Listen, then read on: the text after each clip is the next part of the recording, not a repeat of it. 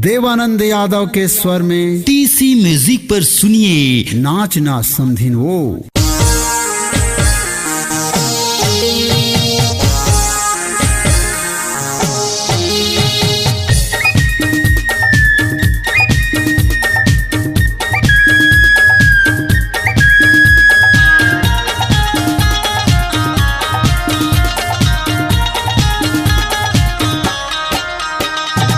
देख लेना टूरी देखा देना वो, देख लेना टूरी देखा देना वो, मूर्तन भितरी के आगिला बुझा देना वो, मूर्तन भितरी के आगिला बुझा देना वो।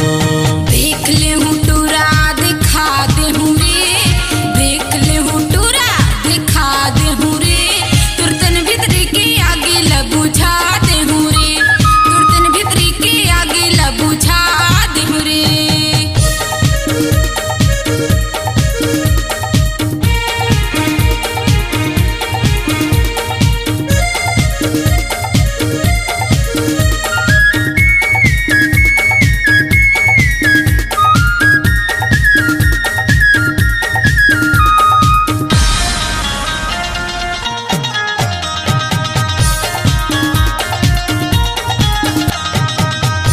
बला के झन तला जाना, लजा के टूरी झन तरसाना, लजा के टूरी झन तरसाना।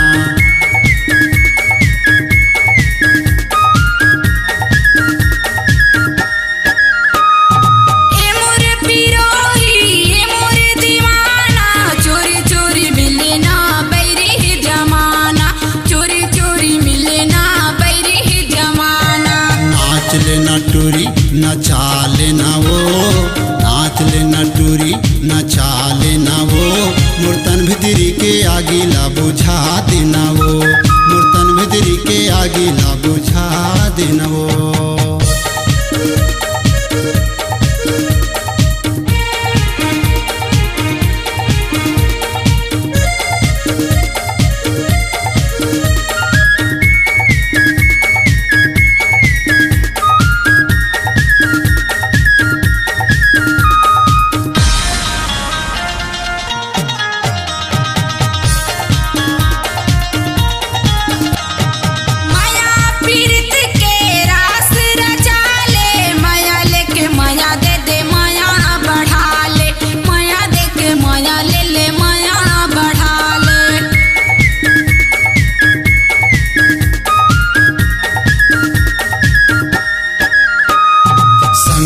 टूरी तोरे मोला रेंगाले, कुंवारी तन के मजा उड़ा ले, कुंवारी तन के मजा उड़ा ले।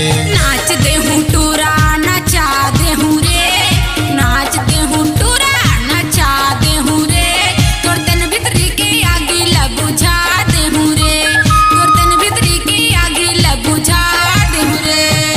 देख लेना टूरी देखा देना वो, देख लेना टूरी देखा देना वो, मूर्तन भितरी के आगिला बुझा देना वो, मूर्तन भितरी के आगिला बुझा देना वो। तुरतन भितरी के आगिला बुझा दे हूँ रे, तुरतन भितरी के आगिला बुझा दे हूँ रे।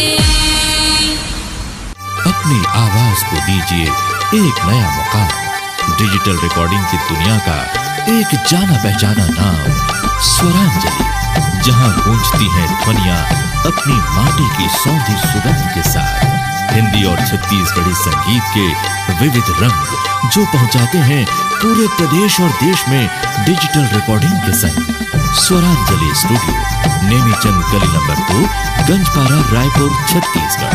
Mobile number 9827469145।